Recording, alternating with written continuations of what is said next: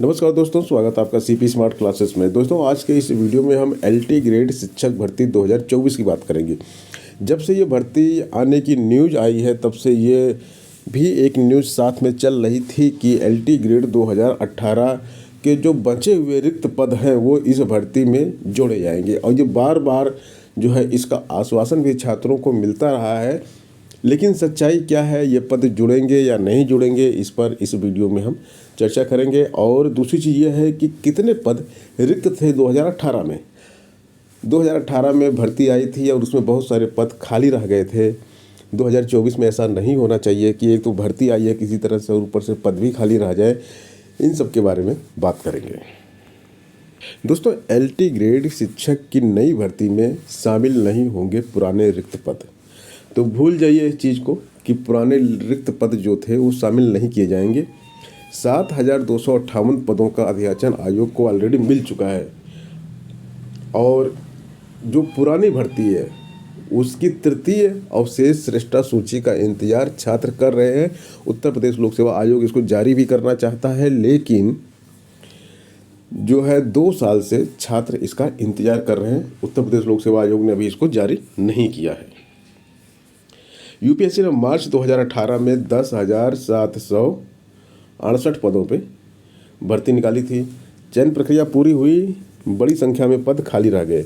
कुछ विषयों में योग्य अभ्यर्थी नहीं मिले तो कुछ विषयों में आहर्ता के विवाद के कारण बड़ी संख्या में पद खाली रह गए। ऐसे में आयोग ने शेष पदों को भरने के लिए द्वितीय अवशेष सूची जारी की। यह सूची जारी किए 2 साल पूरे होने वाले हैं। हालांकि द्वितीय अवशेष श्रेष्ठता सूची के चयनित अभ्यर्थियों को शिक्षा विभाग ने अब तक नियुक्ति प्रदान नहीं की है। सेकंड सूची के छात्रों को नियुक्ति नहीं मिली है।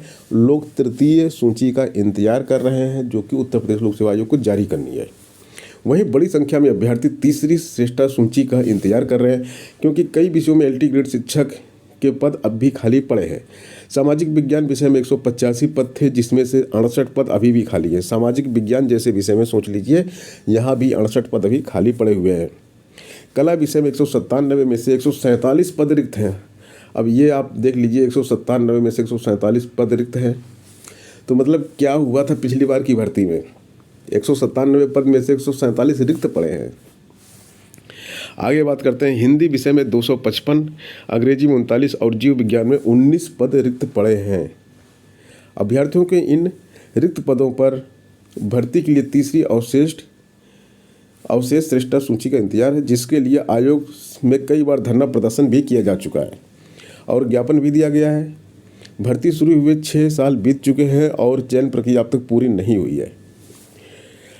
प्रतियोगी छात्र मोर्चा के अध्यक्ष विकी खान का कहना है कि शिक्षा निदेशालय ने आयोग को जिन 7,258 पदों पर अध्याचन भेजा है उसमें विज्ञापन वर्ष 2018 के रिक्त पद रह गए पद शामिल नहीं है। ऐसे में नई भर्ती में पुराने पदों को शामिल किए जाने की अब कोई गुंजाइश नहीं है।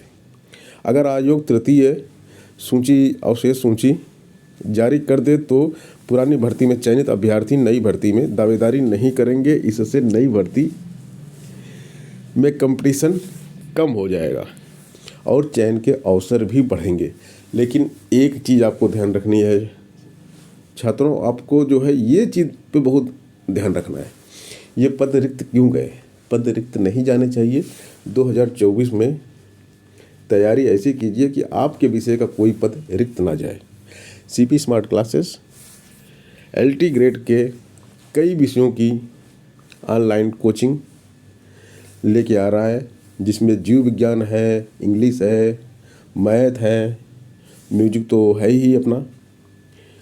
तो इन सब विषयों की जो तैयारी सीपी स्मार्ट क्लासेस से करवाई जाएगी। और जो स्टूडेंट अभी से तैयारी करना चाहते हैं वो 8299226960 नंबर पे व्हाट्सएप करें।